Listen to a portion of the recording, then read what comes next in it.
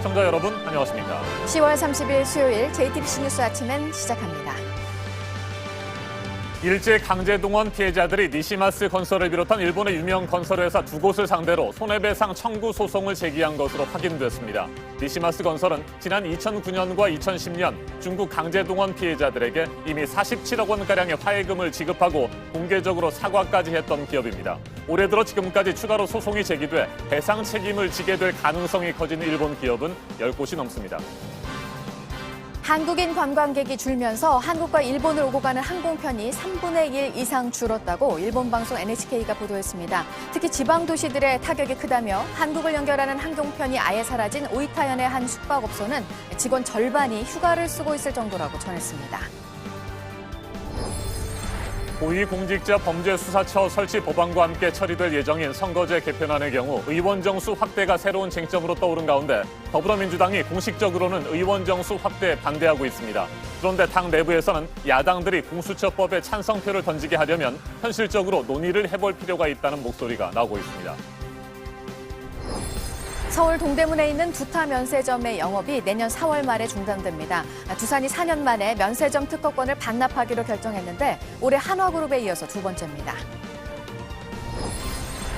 미국 매티스 전 국방장관의 연설문 비서관이 트럼프 대통령의 동맹에 대한 계산적 접근 방식을 적나라하게 담은 책을 발간했습니다. 트럼프 대통령이 한국은 미국을 부당하게 이용하고 있고 연간 600억 달러, 70조 원에 이르는 방위비 분담이면 괜찮은 거래라고 말했다는 겁니다. 한미 방위비 분담금 협상이 현재 진행되고 있는 상황이어서 더욱 관심을 모으고 있습니다. 다음 달 중순에 에이펙 정상회의가 열리는 칠레 산티아고에서 사회개혁을 요구하는 대규모 시위가 이어지고 있는 가운데 칠레 정부는 국제회의를 여는데 차질은 없을 것이라는 입장이지만 우려는 커지고 있습니다. 일제 강제동원 피해자들이 일본의 유명 건설회사 두 곳을 상대로 최근 손해배상 청구 소송을 제기한 것으로 확인됐습니다. 두 회사 가운데 한 곳은 2009년과 2010년이죠. 중국 강제동원 피해자들에게 47억 원가량의 화해금을 지급하고 공개적으로 사과까지 했던 니시마스 건설입니다. 올해 들어 추가로 소송이 제기돼 배상 책임을 지게 될 가능성이 커진 일본 기업은 지금까지 10곳이 넘습니다. 네, 앞서 미쓰비시와 일본제철이 피해자들에게 배상을 해야 한다는 대법원 판결이 나온 게 꼭 1년 전 오늘 일이었습니다. 하지만 배상 절차는 제대로 이루어지지 못하고 있죠. 이를 받아들이지 않으면서 일본 정부는 우리를 향한 수출 규제까지 한 것이었는데요. 이번 소송으로 한일 간의 충돌은 2라운드에 들어가게 될 것으로 보입니다. 김선미 기자입니다. 강제동원 피해자들이 새롭게 손해배상 청구 소송을 제기한 기업 두 곳은 일본의 구마가이구미와 니시마스 건설입니다. 두 회사는 모두 일본 내에서 20위 안에 드는 유명 기업으로 새롭게 손해배상 소송 기업 명단에 이름을 올렸습니다. 이 두 곳까지 소송이 걸리면서 강제동원에 대한 책임을 지게 될 가능성이 큰 일본 기업은 10곳이 넘게 됐습니다. 민주사회를 위한 변호사 모임과 관련 단체들은 피해자들이 강제동원 당시 가족과 주고받은 편지 등까지 모두 모아놓은 상태입니다. 강제동원의 실상을 담고 있는 만큼 법원에 증거로 제출하겠다는 겁니다. 마침 니시마스 건설의 경우 2009년과 2010년 중국의 강제동원 피해자에게 화해금 47억 원 상당을 지급하고 기자회견을 열어 공개 사과를 한 적도 있습니다. 이 때문에 우리 법원에서도 강제동원의 책임을 어렵지 않게 입증해낼 수 있을 거란 게 관계자들의 관측입니다. 이런 가운데 지난해 대법원에서 승소 확정 판결을 받아낸 이춘식 할아버지와 근로정신대 피해자로 인정됐던 양금덕 할머니는 조만간 유엔 인권이사회에 진정을 내기로 했습니다. 1992년 황금주 할머니가 유엔에서 위안부 피해를 증언해 국제사회의 공론화를 이끌어냈던 것과 같은 방식으로 강제동원 문제를 끌고 가겠다는 전략입니다.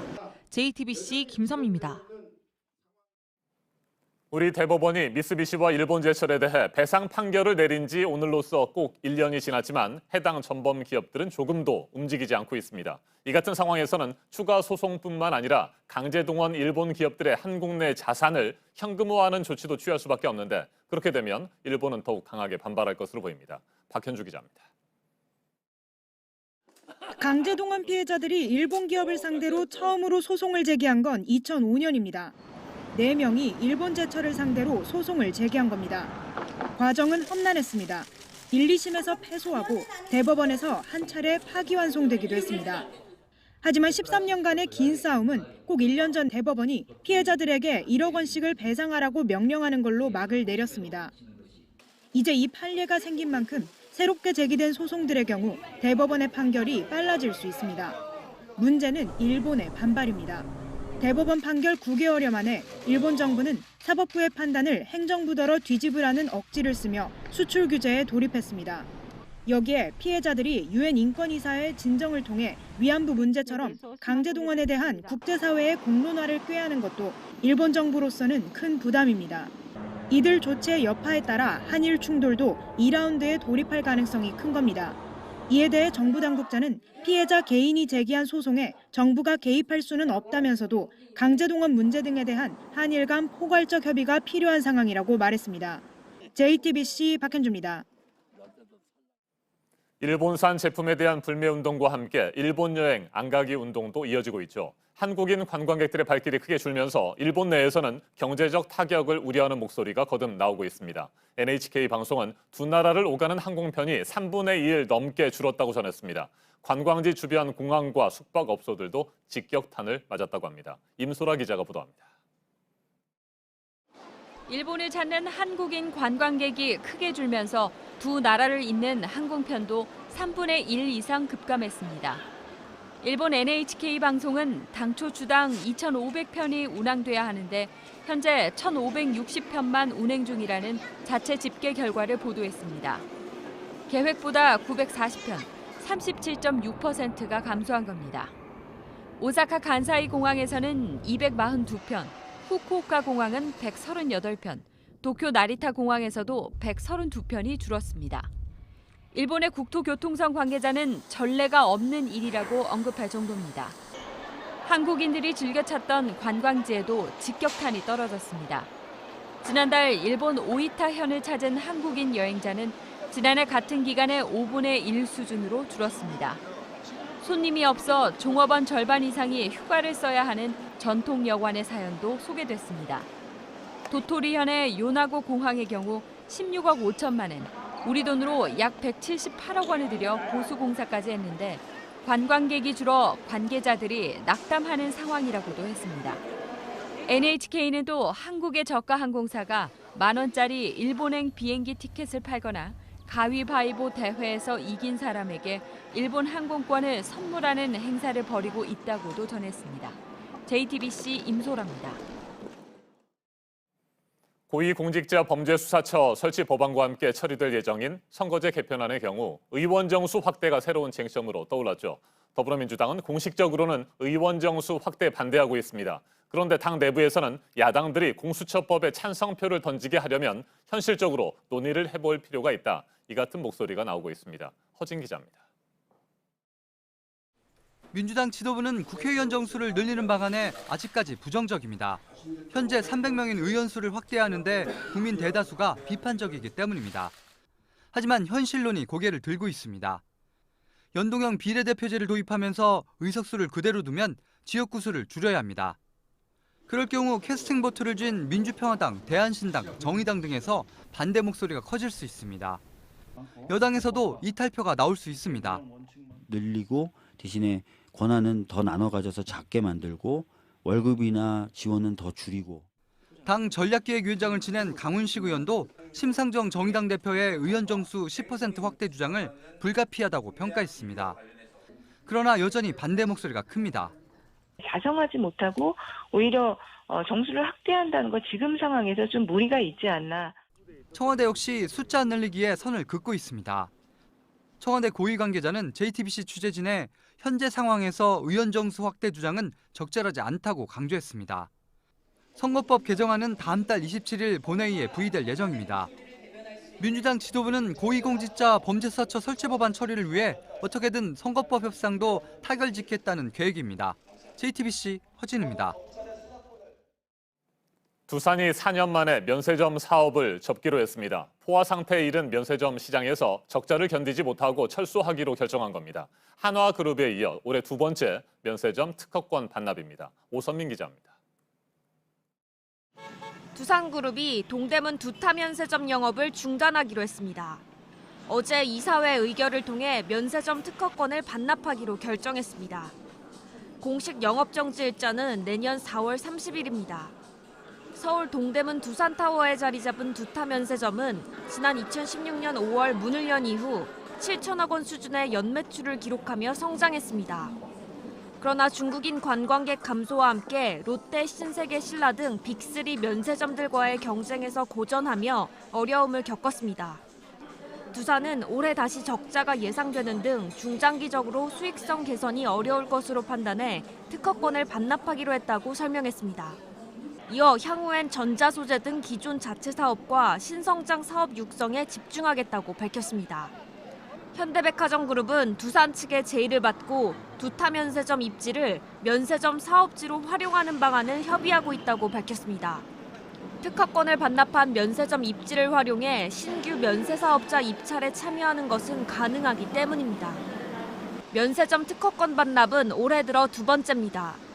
지난달 하나그룹도 면세점 특허권을 반납하고 갤러리아 면세점 영업을 종료했습니다. 내년 상반기엔 서울 시내 면세점이 11개로 줄어들게 됩니다. JTBC 오선민입니다. 네, 어제 오랜만에 마스크를 꺼내셨죠. 드물게 나타나는 가을 황사가 찾아왔고 전국의 하늘이 뿌연 모습이었는데요. 그래도 하루 만에 벗어났습니다. 오늘은 미세먼지 농도가 보통에서 좋음 정도로 예보가 돼 있습니다. 하지만 올가을 황사가 또 찾아올 가능성은 있습니다. 강버들 기자가 보도합니다. 누런 먼지가 서울 도심을 뒤덮었습니다. 지난 며칠 맑은 가을 날씨를 즐기던 시민들은 다시 마스크를 꺼내 썼습니다. 전국 대부분 지역에서 미세먼지 농도가 한때 매우 나쁨 수준까지 오르며 미세먼지 주의보가 내려졌습니다. 몽골 남쪽과 중국 북동부 지역에서 발생해 바람을 타고 들어온 황사 때문입니다. 수도권에서 10월에 황사가 관측된 건 10년 만입니다. 그만큼 가을 황사가 흔하지 않은 겁니다. 하지만 한 번 발생한 이상 올가을 우리나라에 황사가 또 올 가능성이 있다는 분석이 나옵니다.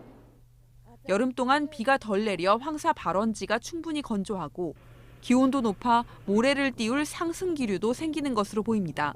건조한 상태가 유지되는 상황에서 한반도로 황사가 유입될 수 있는 기류 패턴이 만족된다면 올해 가을 황사가 자주 있을 가능성이 있습니다. 이번 미세먼지는 북서풍을 타고 한반도 남동쪽으로 빠져나가 오늘 미세먼지 농도가 보통 수준일 전망입니다.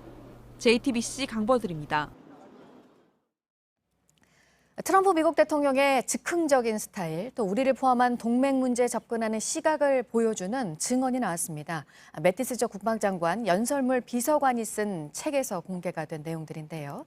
취임 초기에 한국은 미국을 부당하게 이용해온 나라라고 말을 했고 주한미군 주둔의 대가로 1년에 70조 원이라는 천문학적 숫자까지 거론을 했다는 주장입니다.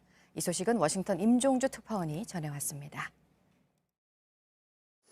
1년에 60억 달러, 70조 원이면 괜찮은 거래다. 2018년 1월 미 국방부 브리핑에서 트럼프 대통령이 언급했다는 한국의 방위비 분담금 액수입니다. 매티스 전 국방장관 연설 비서관을 지낸 스노드 그레스의 책을 통해 공개된 내용입니다. 트럼프는 한 해 전 첫 브리핑에선 동맹국과의 무역협정을 범죄이자 거대한 괴물로 묘사했습니다. 특히 한국을 겨냥해 미국을 온통 벗겨먹는 주요 착취국이라고 언급했습니다.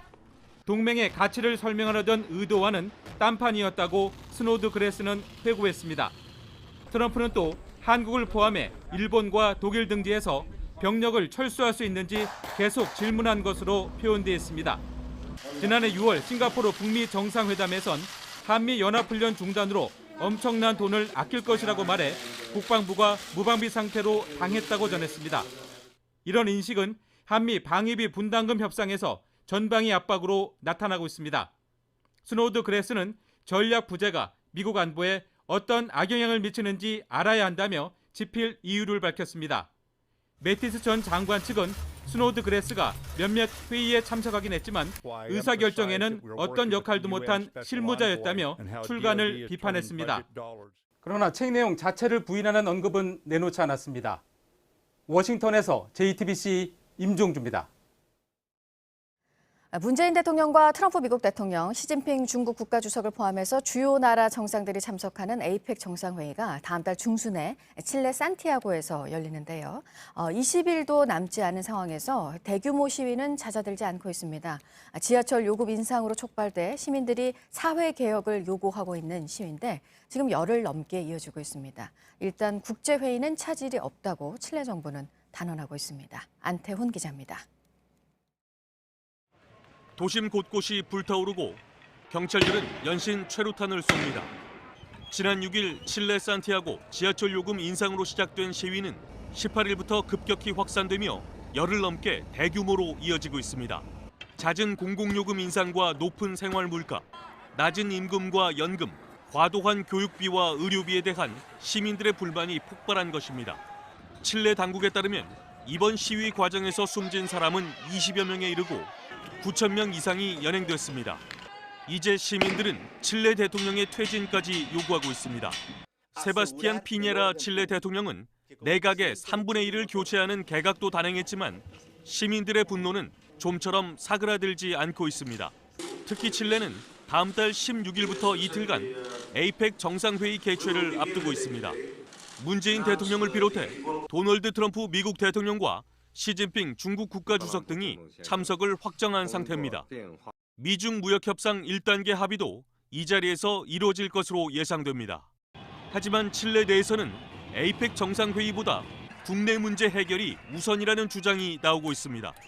칠레 정부는 국제회의를 여는데 차질이 빚어지는 일은 없을 것이라고 단언하며 애써 우려를 차단하는 모습입니다. JTBC 안태훈입니다. 네, 그 밖에 밤사이 새로 들어온 소식 가운데 브렉시트로 혼란이 이어지고 있는 영국 소식이 또 있는데요. 결국 총선을 앞당겨서 12월 총선을 치르게 됐습니다. 보도국 연결해서 자세히 알아보겠습니다. 이재승 기자, 존슨 영국 총리가 낸 안인데 앞서 3번 받아들여지지 않았었습니다. 이번에 단축 법안으로 다시 추진을 해서 의회 통과가 됐는데 이제 관심은 12월 중에서도 어느 날짜에 할 것이냐이죠. 네, 그 영국 하원은 그 12월 그 총선을 개최하는 내용을 뼈대로 하는 이 단축 법안을 찬성 438표, 반대 20표로 통과시켰습니다. 그동안 반대 입장을 보였던 제1야당인 노동당이 찬성 입장을 나타냈기 때문입니다. 존슨 총리는 지난 28일에 세 번째 조기 총선 동의안이 부결된 뒤에 의사진행 발언을 얻어서 단축 법안을 다시 상정했습니다. 고정임기의회법에 따른 조기 총선 동의안은 3분의 2 찬성이 필요하지만 이 단축 법안은 하원의 과반의 지지만 얻으면 됩니다. 결국 조기 총선안이 단축 법안으로 하원을 통과했고 영국 하원은 선거일을 조정하기 위한 그런 절차에 들어갔습니다. 애초 존슨 총리는 12월 12일 총선을 주장했지만 제러미 코빈 노동당 대표가 요구하는 12월 9일이 현재는 유력한 상황입니다. 네, 이어서 반정부 시위가 이어지고 있는 레바논에서 사드 하리리 총리가 결국 사퇴한다는 소식입니다. 레바논에서는 실업난 해결과 부패 청산 등 개혁을 요구하는 반정부 시위가 지난 17일부터 이어지고 있습니다. 정부가 레바논에서 많이 쓰는 스마트폰 메신저에 하루 20센트, 약 230원의 세금을 부과한다고 발표한 것이 도화선이 됐습니다. 하리리 총리의 사퇴로 레바논 정세는 더욱 혼란에 빠지게 될 전망입니다. 네, 문재인 대통령의 어머니가 어제 별세했고요. 장례가 가족장으로 치러집니다. 임종을 지킨 문재인 대통령이 SNS에 글을 남겼네요. 네, 문재인 대통령은 슬픔을 나눠주신 국민들께 깊이 감사드린다고 밝혔습니다. 이 땅의 모든 어머니들처럼 고생도 하셨지만 그래도 행복했다는 말을 남기셨다고도 전했습니다. 때때로 기쁨과 영광을 드렸을지 몰라도 불효가 훨씬 많았다며 정치를 시작한 뒤로 어머니께서 가슴 졸이셨을 것이라고도 했습니다. 장례는 고인의 뜻에 따라서 가족들과 조용히 가족장으로 치러질 예정입니다. 네, 이어서 도널드 트럼프 미국 대통령이 이슬람 극단주의 무장단체 IS의 알 바그다디가 미군의 공격으로 사망한 데 이어서 후계자가 될 가능성이 높은 인물도 미군 공격으로 숨졌다라고 전했습니다.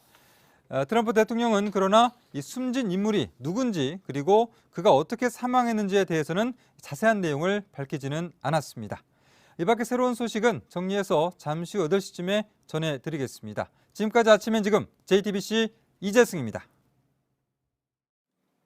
이번에는 오늘 아침 체크해봐야 할 뉴스들을 분야별로 살펴보겠습니다. 먼저 정치 분야입니다. 민주연구원 양정철 원장과 김경수 경남지사, 이재명 경기지사가 지난 28일 함께 만난 것으로 전해졌습니다. 세 사람의 회동은 이번이 처음으로 문재인 정부의 국정 성공과 민주당의 총선 승리 등을 위해 힘을 모으자는 얘기를 나눈 것으로 알려졌습니다. 자유한국당이 공관병 갑질 논란을 일으킨 박찬주 전 육군 대장과 이진숙 전 MBC 기자 등을 영입할 예정인 것으로 알려졌습니다. 황교안 대표 취임 이후 첫 공식 영입 인사로 한국당은 이들을 포함한 10명 안팎의 영입 인사 명단을 내일 발표할 예정입니다. 문재인 대통령의 어머니 강한옥 여사의 별세 소식에 여야가 일제히 조의를 표했습니다. 이인영 더불어민주당 원내대표는 문 대통령이 조문이나 조화를 사양한다는 뜻을 전해왔다며 의원들이 대통령의 뜻에 따라달라고 당부했습니다. 자유한국당과 바른미래당을 비롯한 보수 야당들은 무리한 대여 공세를 자제한다는 입장입니다. 네, 오늘부터 시범적으로 서비스가 시작되는 오픈 뱅킹, 지금 관심이 높습니다. 은행 앱을 하나만 골라서 깔면 모든 은행의 업무가 가능합니다. 자신의 모든 은행 계좌를 한 곳에 등록해서 출금, 이체 등을 할 수 있고 대출 상품 등도 비교를 해서 구매할 수 있습니다. 고 조양호 전 한진그룹 회장의 유족들이 내일 국세청에 상속세를 신고를 합니다. 2,700억 원 규모인데 앞으로 5년 동안 6차례에 걸쳐서 냅니다. 상속에 따라서 지분 변동은 없어서 당장 경영권에 영향이 있는 건 아니지만 3남매 경영 분쟁 가능성은 앞으로 변수가 될 것으로 보입니다. 채용 비리 혐의에 이석채 전 KT 회장에 대해서 1심 선고가 오늘 나옵니다. 유력 인사의 친인척 등이 입사할 수 있도록 한 혐의에 대해서 검찰은 징역 4년을 구형했습니다. 오늘 선고는 자유한국당 김성태 의원 재판에도 영향을 줄 전망입니다. 계속해서 사회 분야 뉴스입니다. 오늘 새벽 2시 1분쯤 경북 안동시 북서쪽 16km 지역에서 규모 2.3의 지진이 발생했습니다. 진원의 깊이는 5km로 규모가 작아서 피해는 없는 것으로 보입니다. 어제 오후 경기도 화성시의 한 국도에서 역주행하는 승용차를 피하려다 덤프트럭 2대가 잇따라 부딪혔습니다. 트럭 운전자 등 3명이 다쳐 병원에서 치료를 받고 있습니다. 법외 노조 취소와 이재갑 고용노동부 장관 면담을 요구하면서 서울 고용노동청에서 농성을 벌이던 정교조 해직교사 18명이 어제 경찰에 연행됐습니다. 이들은 법외 노조 통보 6년째를 맞아 지난 21일부터 농성을 벌여왔습니다.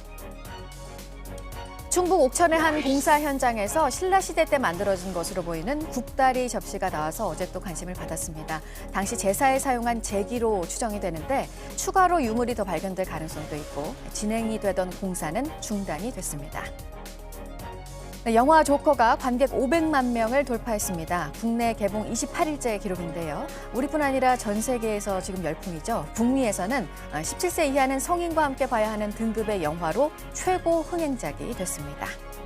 오늘부터 경북 청송 사과 축제가 열립니다. 황금 사과 찾기, 또 사과 난타 등의 다양한 행사와 함께 씨름 같은 스포츠 대회도 열립니다.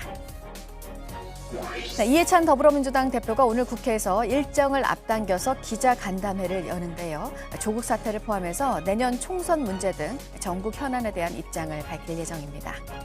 네, 오늘 국회 교섭단체 대표 연설, 바른미래당 오신환 원내대표 차례입니다. 키워드는 책임 정치입니다. 야권 재편과 관련해서도 언급이 있을 것으로 예상됩니다. 국정농단 사건 비선 실세, 최순실 씨의 파기환송심 첫 재판이 오늘 열립니다. 항소심에서는 징역 20년을 선고받았고 대법원은 강요 혐의의 일부를 무죄로 봐야 한다면서 사건을 서울고등법원으로 돌려보냈었습니다. 하지만 관련 혐의의 비중이 작아서 형량에는 영향을 주지 않을 거라는 전망입니다. 분야별 뉴스들 체크해드렸습니다. 이어서 기상정보입니다. 현재 출근길 아침 추위가 무척 강합니다. 중부지방 중심으로 어제 같은 시각보다 5도 이상 기온이 낮고요. 한파주의보가 발효 중인 강원 산지는 영하권으로 떨어진 곳도 있습니다. 오늘 하늘은 깨끗하겠습니다. 현재 구름도 거의 지나지 않고요. 공기질도 보통에서 좋음 수준 회복하면서 맑은 가을 하늘 즐길 수 있겠습니다. 자세한 기온 살펴보겠습니다. 현재 서울이 6도, 전주 9도, 대구도 9도 가리키고 있습니다. 오늘 아침 북한도 맑은 가운데 일부 북부 지역에는 영하의 기온 보이는 곳이 있습니다. 낮 기온은 어제와 비슷하겠습니다. 서울이 18도, 광주와 대구가 19도로 일교차가 무척 크겠습니다. 북한도 대체로 우리나라처럼 20도 가까이 오르는 곳이 많겠습니다. 당분간 고기압의 영향으로 계속 맑겠고요. 일요일과 월요일 강원 영동에만 비구름이 지나겠습니다. 기상정보였습니다.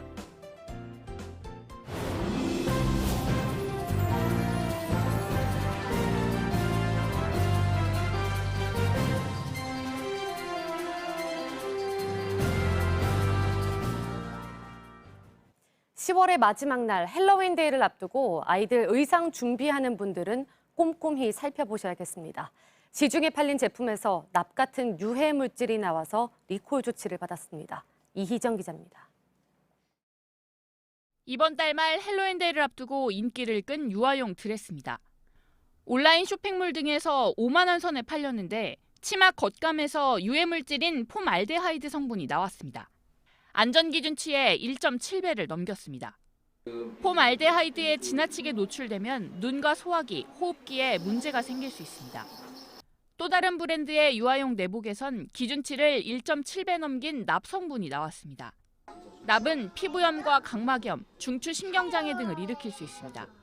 산업통상자원부는 헬로윈데이용 어린이 의류와 장신구 등 52개를 조사한 뒤 두 제품을 리콜 조치했다고 밝혔습니다. 사업자로부터 리콜 계획서를 받아요. 국내로 어느 정도 수입을 했고 판매를 어느 정도 했으면 횟수가 어느 정도 되고 있는지 그런 것들 저희 쪽에 다 보고를 하거든요. 문제가 된 제품은 판매 금지됐고 이미 구입한 소비자는 교환이나 환불을 받을 수 있습니다. JTBC 이희정입니다. 오늘 새벽 3시 15분쯤 서울 반포대교 남단 서초동 방향 도로에서 추돌 사고가 났습니다. 녹색불을 기다리며 정차해 있었던 트럭을 뒤따라오던 승용차가 들이받았습니다. 승용차 앞부분이 크게 부서졌고 엔진 부근에서 연기가 발생했습니다. 경찰은 정확한 사고 경위를 조사하고 있습니다. 어젯밤 11시 24분쯤 충북 제천시 중앙고속도로 남제천 나들목 인근에서 승용차가 앞서가던 화물차를 들이받았습니다. 이 사고로 승용차 운전자 등 2명이 다쳐 인근 병원으로 이송됐습니다. 경찰은 운전자 진술과 차량 블랙박스 등을 토대로 정확한 사고 원인을 조사하고 있습니다. 어제 저녁 8시 40분쯤 경기도 성남시 분당구 용인 서울 고속도로를 달리던 BMW 승용차에서 불이 났습니다. 화재는 용인 방향 하산훈 터널에서 발생했고 출동한 소방대에 의해 50분 만에 진화됐습니다. 당시 운전자만 타고 있었는데 인명피해는 없었습니다. 불이 난 차량은 2013년식 BMW 525D 모델인 것으로 전해졌습니다. 코스닥 상장사 리드 임직원 6명이 회사 돈 수백억 원을 빼돌린 혐의로 재판에 넘겨졌습니다. 서울 남부지방검찰청은 횡령과 자본시장법 위반 혐의로 리드 부회장 박모 씨와 부장 강모 씨를 구속했습니다. 또 같은 혐의로 다른 임직원 4명도 불구속 기소했습니다. 이들은 지난 2016년 디스플레이 장비업체 리드를 인수하는 과정에서 회사 자금 800억 원가량을 빼돌린 혐의를 받고 있습니다. 정치 사회적으로 논란이 뜨거운 이슈에 대해 다양한 목소리를 들어보는 맞짱 토론 시간입니다. 오늘은 고위공직자범죄수사처 설치 법안을 비롯한 검찰개혁법안 본회의 부의 연기 문제를 중심으로 토론 진행하겠습니다. 더불어민주당과 자유한국당 모두 불만을 드러내면서 다시 격돌하고 있습니다. 출연자들을 소개해드립니다. 제 오른쪽입니다. 이재정 더불어민주당 대변인입니다. 네, 안녕하세요. 네, 어서 오십시오. 이재정입니다. 네, 제 왼쪽입니다. 김연아 자유한국당 원내 대변인입니다. 네, 안녕하십니까? 네, 안녕하십니까? 문희상 국회의장이 검찰개혁법안 본회의 부의 시점을 오는 12월 3일로 전격 연기했습니다. 일단 최악의 대치 상황을 피하고 여야 양측에 조금 더 협상할 시간을 준 것으로 보입니다. 하지만 시한폭탄을 잠시 꺼뒀을 뿐이라는 평가도 나옵니다. 의원 정수 확대 문제도 정치권의 핵심 쟁점으로 떠올랐습니다. 토론 시작하겠습니다. 네, 먼저 어제 연기가 결정이 된 검찰개혁법안의 본회의 부의 시점, 이 문제에 대해서 얘기를 좀 나눠보도록 하죠. 이재정 대변인 어제 논평을 내셨잖아요. 그 내용을 보니까 공수처 논의의 고비마다 억지와 몽리로 법안 심사를 지연시켜온 야당의 요구를 수용하는 것은 유감이다. 이렇게 밝히셨어요? 예, 네. 국회의장님은 저희 당 출신이시긴 하지만 그럼에도 불구하고 여러 가지 이해관계를 첨예한 각 당의 이해관계를 조율하시는 입장에 있는 건 맞습니다. 하지만 그 선이라는 것은 국회의장님의 재량 밖의 선까지도 고민을 하셔서는 안 되는 의무도 있거든요. 그게 바로 사실상 국회법 해석의 문제라고 생각하는데요. 저희는 유불리를 떠나서 최소한 국회 부의에 자동으로 부의되어야 하는 29일을 넘겼다는 것은 국회의장님이 가지고 있으신 권한 밖이라고 생각하고요. 그 결과적으로 공수처 법안 등 검찰개혁 법안과 네. 그리고 나머지 정치개혁 법안이 분리되는 조금 아쉬운 상황은 있지만 그것이야말로 개혁특위, 각 정개특위와 사개특위가 시한을 연장하지 못하면서 빚어진 일일 따름이지 관련법 해석을 통해서 부의되는 시점까지 의장님이 자의적으로 해석하신 거는 무리가 아닌가. 그리고 그것을 기대하고 있었던 국민들에 대한 예의가 아니라는 생각이 좀 듭니다. 그리고 때로는 어떤 타협의 지점을 제안하시고 각 당이 수용하면서 갈등이 봉합되고 대화가 시작될 수 있는 의장님의 역할이 있는 반면에 어제 그와 같은 뭐 그냥 뒤섞은 듯한 이제 수적으로 뒤섞은 듯한 자유한국당의 주장과 더불어민주당의 주장을 흡사 더해서 양분한 듯한 그런 결정들은 그간 논의가 진척되어 오지 않았던 것들을 한 달 더 연기하는 방식 이상의 하등의 국회의장이 의도했던 네. 효과조차도 없는 아쉬운 결정이었습니다. 네, 더불어민주당은 문희상 국회의장에게 바로 어제 반드시 네. 부의를 해달라 계속해서 강하게 요구를 했던 겁니까? 예, 맞습니다. 부의라는 것과 우리 시청자 여러분께 조금 설명드리자면은 부의와 상정이 또 다릅니다. 네. 부의가 된다는 것은 본회의에서 논의를 할 수 있는 절차를 밟는다는 것이고요. 상정은 이제 많은 분들이 어제 부의된다고 하니까 어제 표결이 있는 걸로 아시는 분들이 많은데요. 부의 이후에도 당의 해당 회의에서 표결을 할 것인가로 안건으로 올리는 것을 네. 상정이라고 하는데요.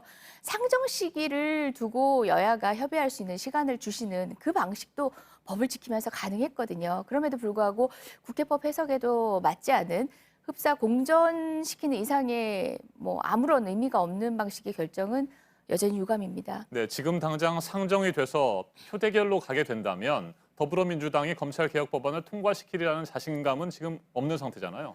저희는 유불리를 따지지 않았다고 앞서 말씀을 드렸고요. 그리고 무엇보다 이제 부의 이후에 한 달간 상정을 할 수 네. 있는 기간이 주어져 있기 때문에 그 시간이 충분히 수기할 수 있는 자유한국당과 협의를 할 수 있고 나머지 야당과도 절충의 지점을 찾을 수 있는 시간이 되는데 부의 자체를 하지 않으신 것, 부의와 상정을 제가 구분해 설명드렸습니다마는 네. 부의 자체를 하지 않으신 건 결국은 이제 논의를 진척시킬 수 없는 또 다른 식물국회 상황을 만든 것에 다름 아니다라는 생각입니다. 알겠습니다. 김연아 대변인, 억지와 목리로 법안 심사를 지연시켜 왔다. 뭐 야당이라고 표현을 했습니다만 사실상 자유한국당을 지적한 것으로 보입니다. 어떻게 생각하십니까? 뭐 민주당에 하도 그런 비난이 이제는 익숙해져서 저도 맷집이 생긴 것 같습니다. 뭐 그 정도 저희를 비난하신다고 해서 저희가 해야 할 소임을 그만두거나 네. 물러서지는 않을 겁니다. 저는 어제 문희상 국회의장님의 결정을 보고 그동안 패스트트랙 이후에 문희상 국회의장님이 굉장히 줄곧 공평하지 못한 처사를 많이 보이셨습니다. 그래서 민주당 출신 국회의장이라고 하는 일종의 그런 너무 편향된 의사 결정이라든가 또 회의 진행에 있어서 정말 저희도 불만이 많았습니다. 근데 이제 의장님도 20대 국회가 얼마 남지 않으시고 국회의장으로서의 명예롭게 퇴진을 고민하셨던 것 같습니다. 네. 특히 이 이제 패스트트랙 법안과 관련해서는 좀 국회법 85조의 해석을 두고 너무나 많은 논란이 있습니다. 왜냐하면 여태까지 한 번도 경험하지 않았던, 그러니까 이제 패스트트랙이 법이 만들어지고 이후에 이제 이번에 처음 시행되는 건데, 그럼에도 불구하고 여야 합의를 통해서 싸우지 말고 가라고 하는 법의 취지와는 다르게 우리가 지난 4월에 정말 물리적인 충돌도 있었고 네. 또 그 이후에도 서로 이 깨어진 균열이 메워지지 못하고 계속 대치 국면으로 가고 있습니다. 어쨌든 이 부분은 첫 단추를 잘못 낀 건데요. 저희가 첫 단추를 잘못 꼈을 때 얼른 단추 끼는 것을 수정을 하면 그나마 바로 갈 수 있는데 지금 잘못된 첫 단추를 끼고 계속 나머지 밑에 단추를 잠그고 있습니다. 이쯤 되면 옷이 개상하게 되는 꼴이 되고 있습니다. 그래서 저는 어제 국회의장님의 어떤 그러한 결정은 지금 여러 가지 해석의 논란이 있고 또 본인의 어떤 공정성에 대한 야당의 비판을 어느 정도 감수하신 거라고 생각이 됩니다. 또 이제 알려진 바로는 문희상 국회의장님이 공식적인 루트는 아니지만 네. 아는 지인을 통해서 법학자들에게 이 국회법 85조와 관련된 특히 특별 그 위원회에서 법사위를 거쳐서 상정되는 그 기일수를 갖고 해석에 대한 자문을 받으셨다고 합니다. 그것이 10월 28일 부의에 대해서는 다소 무리가 있다라는 조언이 있으셨던 것으로 알고 있고요. 그렇기 때문에 아마 이제 이렇게 받으신 네. 거라고 생각이 됩니다. 그러나 자유한국당은 저희는 역시 12월 3일 부의도 적절하지 않다고 보고 있습니다. 저는 왜 이렇게 공수처를 민주당이 밀어붙이는가라고 보면 저희가 4월에 공수처의 어떤 부당성에 대해서 국민들에게 알릴 때도 국민들은 그것을 공감하지 못하셨습니다. 그런데 조국 사태가 터지고 난 이후에 국민들이 공수처에 대해서 이제 진실을 알고 계시고 또 점차 그 공수처가 갖고 있는 굉장히 무리한 정치적인 어떤 대통령을 위한 그런 칼로 활용될 수 있다라고 하는 그런 것들을 이제 파악하고 계십니다. 민주당으로서는 시간이 길어지면 길어질수록 공수처에 대한 국민의 반감, 저항이 커질 것이라고 두려워하는 것 같습니다. 그래서 이렇게 서둘러 알겠습니다. 공수처법을 처리하고 하는 좀 무리한 강행수를 두고 있다고 보고 네. 있습니다. 12월 3일로 연기한 것도 맞지 않다 이렇게 보고 계시는데 저희는 그렇다면 지금 내년 1월 29일 예, 그쯤에 해야 그런데 된다고 이제 보시는 저희는 겁니까? 두 단계로 생각을 합니다. 일단 어쨌든 의장님이 제시한 시간에 맞춰서 충분히 논의를 해야 됩니다. 그러나 지금 공수처법은 위헌 가능성도 있다라고 하는 헌법학자들의 많은 문제 제기가 일어나고 있습니다. 그것이 해결되지 않은 상태에서 단순히 시간이 지났다는 이유 하나만으로 12월 3일에 부의되고 또 상정을 하신다고 하면 저는 크나큰 저항에 부딪히실 거라고 생각합니다. 알겠습니다. 일단 지금 당장 부의하는 것은 무산이 된 상태이기 때문에 더불어민주당은 12월 3일이라도 선거법과 함께 동시에 처리돼야 된다 이런 입장이십니까? 예, 뭐 복잡한 기술적인 부분이라 제가 이제 시청자 여러분들 헷갈리실 것 같아서 그 부분에 대한 얘기는 다른 뉴스를 통해서 많이 전해드리셨을 것 같아서 말하지 않았는데요. 우리 김연아 대변인께서 조금 말씀하셨으니까 말씀을 드리면 문희상 의장님께서 자문을 받으신 건 사실이고요. 그런 자문의 결과는 사실상 29일 부의가 타당하다는 입장이었습니다. 여러 가지 의견을 전문가들이 밝혀왔는데요. 지금 12월 3일설이야말로 사실상 굉장히 어정쩡한 타협의 법리에서 기인한 국회법 해석이었고요. 무엇이냐면은 사개특위나 정개특위가 그대로 존속했더라면은 각각의 특위에서 부의될 기간이 지나고 난 뒤에 자구 체계 심사를 위한 법사위를 거치면 됩니다.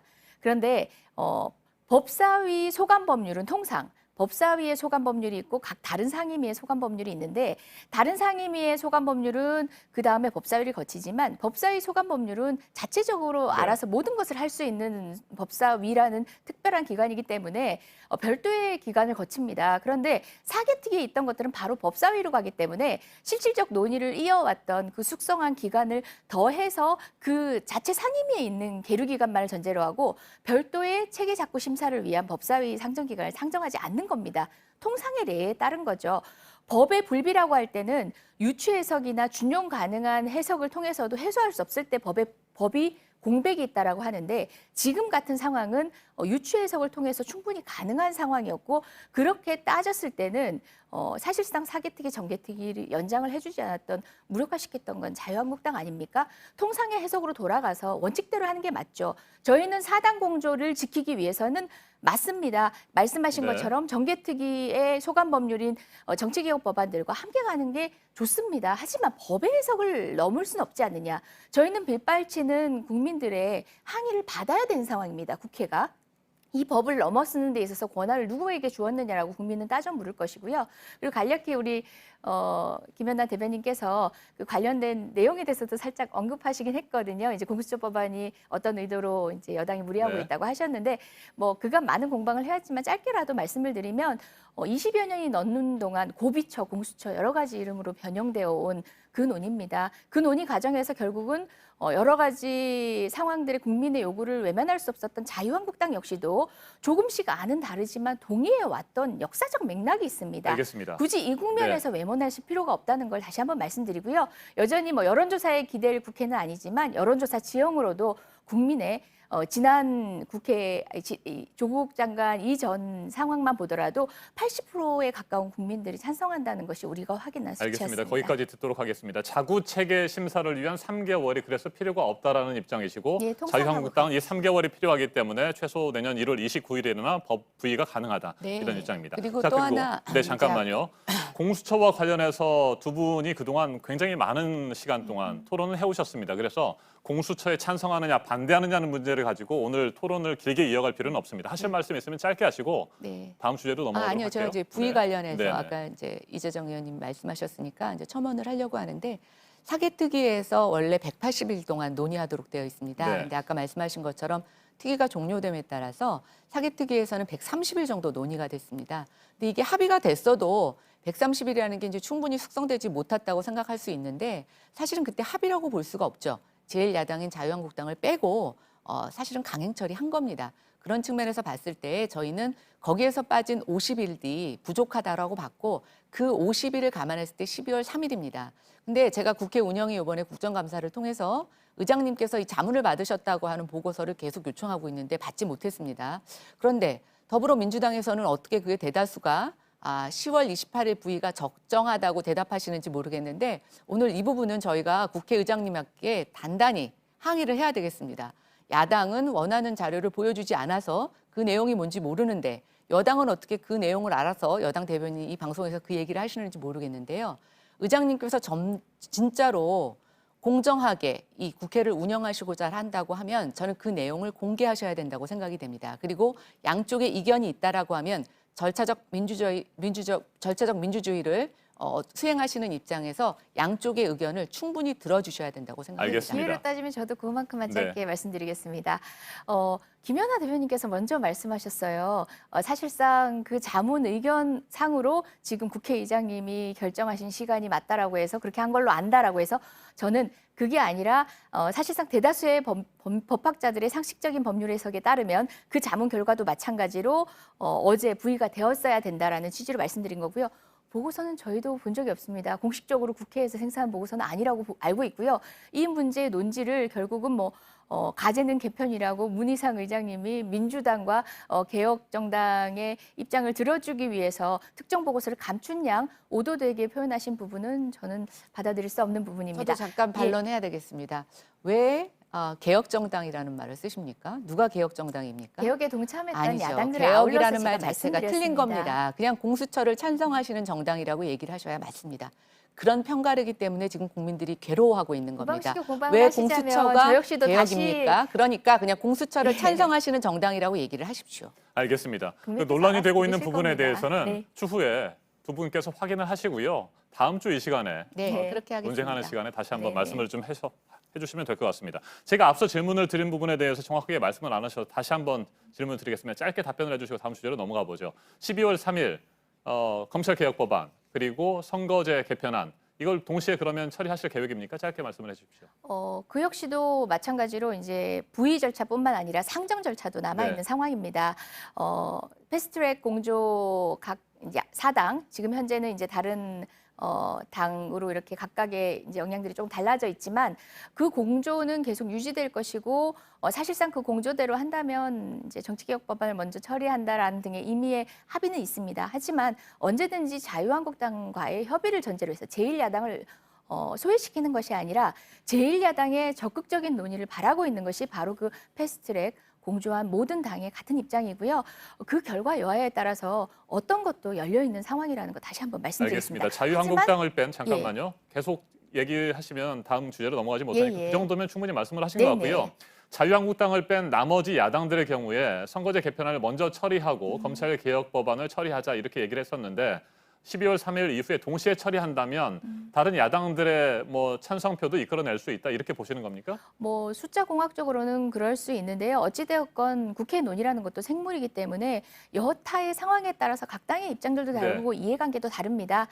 그리고 이제 계속 말씀드리지만 우리 제1야당의 또 논의에 참여하는 여하에 따라서 모든 것은 변경될 수 있고 열려 있습니다. 알겠습니다. 김연아 대변인 동시에 처리할 계획으로 보입니다. 네. 어떻게 하시겠습니까? 오락가락합니다. 지금 저희는 둘 다 어려울 거라고 보고 있는데요. 일단 선거법이 원래 우선 처리한다라는 게 이제 정의당을 비롯한 이렇게 소수 야당의 적극적인 주장이었습니다. 근데 이제 그 선거법을 먼저 처리하는 것 중에 상당 부분에 이제 걸림돌이 됐던 게 뭐냐면 의원수 정수 확대입니다. 제 기억으로는 지금 심상정 의원님 계속 다른 얘기를 하고 계시는데 합의문에는 의원 정수에 대한 확대 여부를 검토한다라는 문구만 되어 있습니다. 그런데 확대도 논의할 수 있다라고 해서 지금 다른 해석을 하고 계시는데요. 그것은 명백한 사실이 아닙니다. 어쨌든 의원 정수 확대에 대해서 합의를 하고 나서 어떤 일이 있었냐면 저희가 뉴스를 다시 찾아보면 국민들이 여론조사도 보셨을 겁니다. 의원수 정수 확대에 대해서는 굉장히 부정적인 의견을 보이고 계십니다. 그랬더니 그때 합의문이 있지만 어떻게 한다고 하셨느냐. 300명에 내비서 네.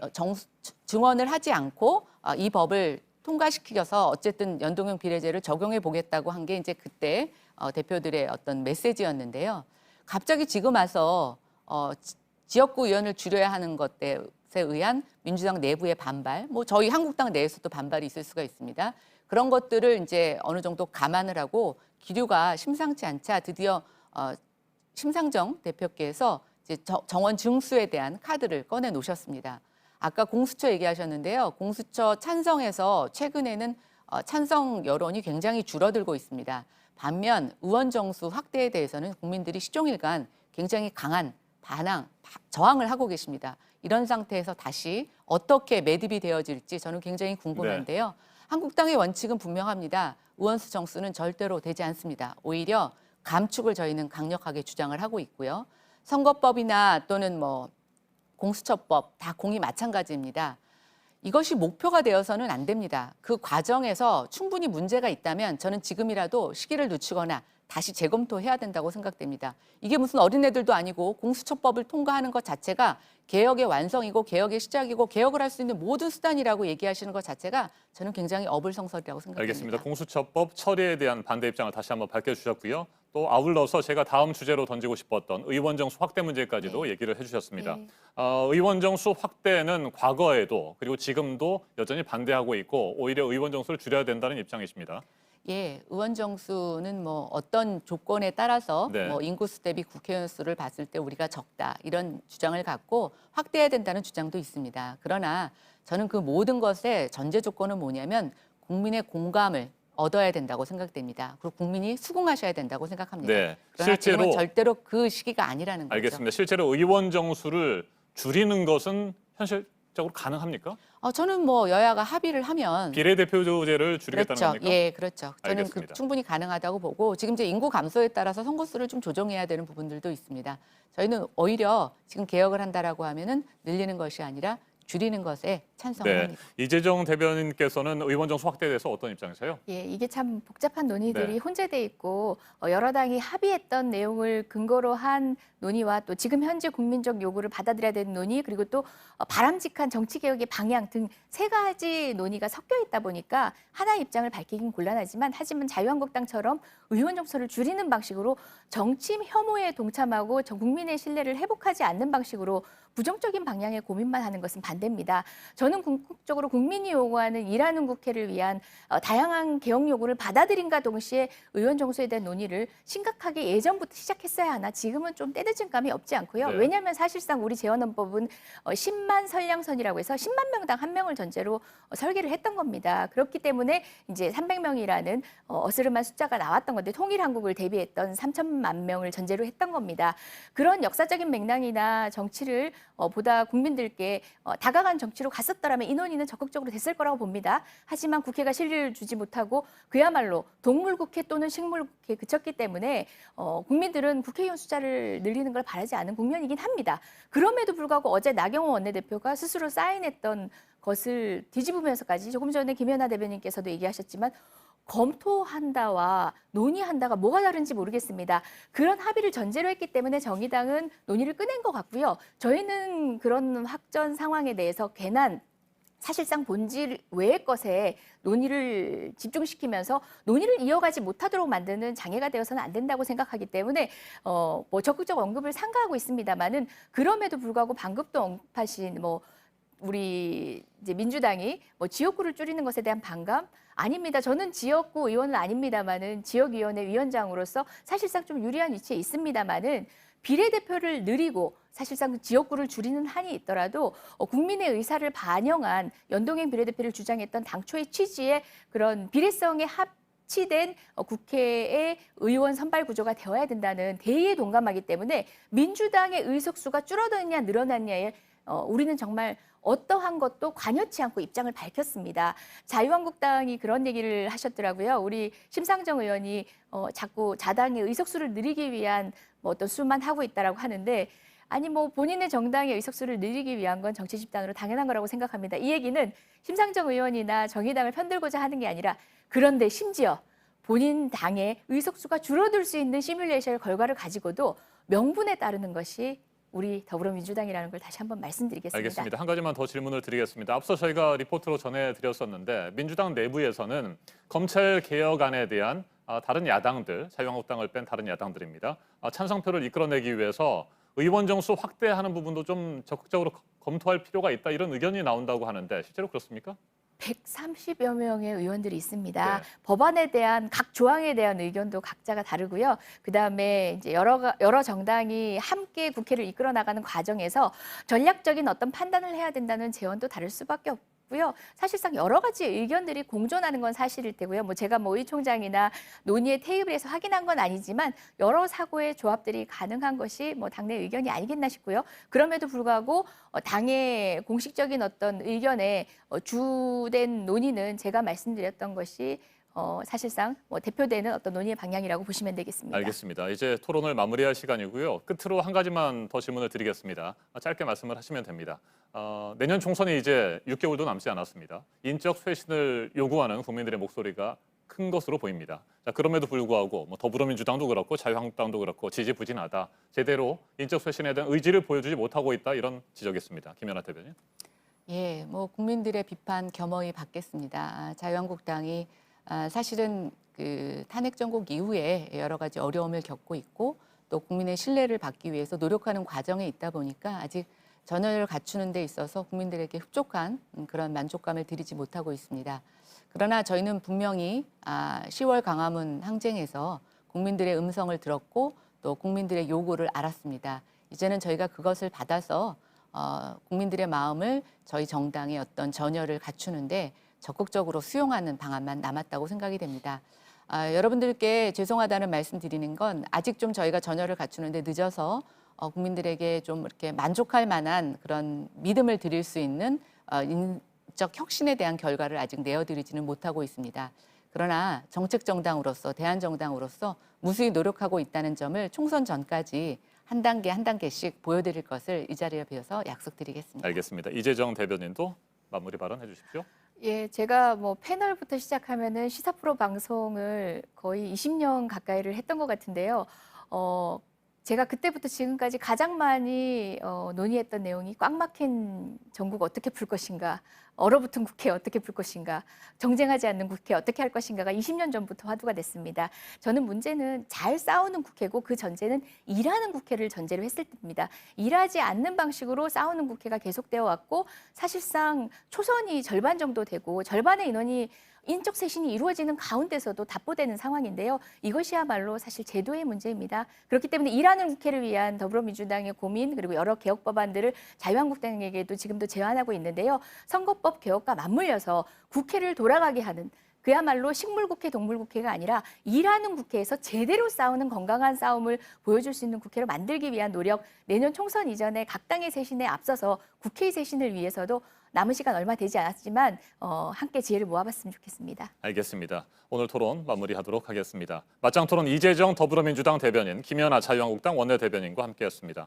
오늘도 두 분 수고 많으셨습니다. 네. 감사합니다. 감사합니다. 감사합니다. 고맙습니다.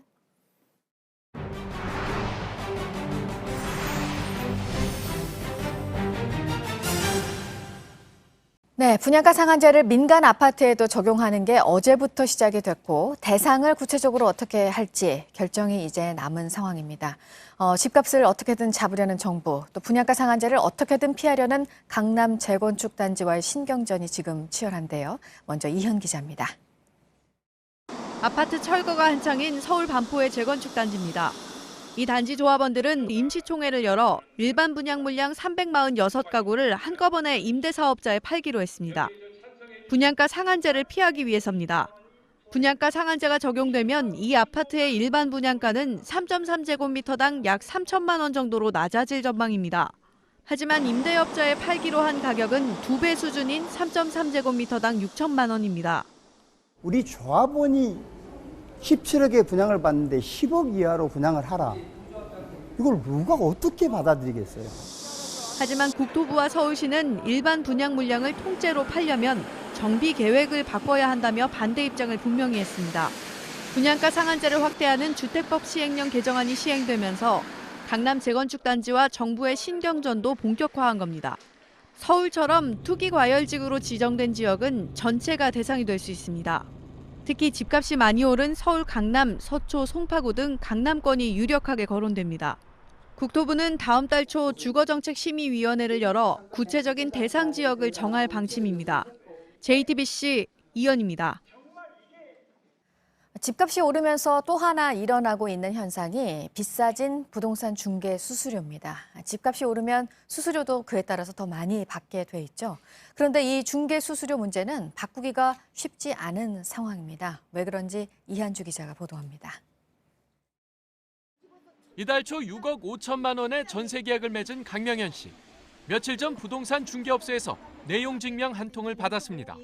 중개 수수료로 법정 최고 요율 0.8%를 적용한 520만 원을 내라는 겁니다.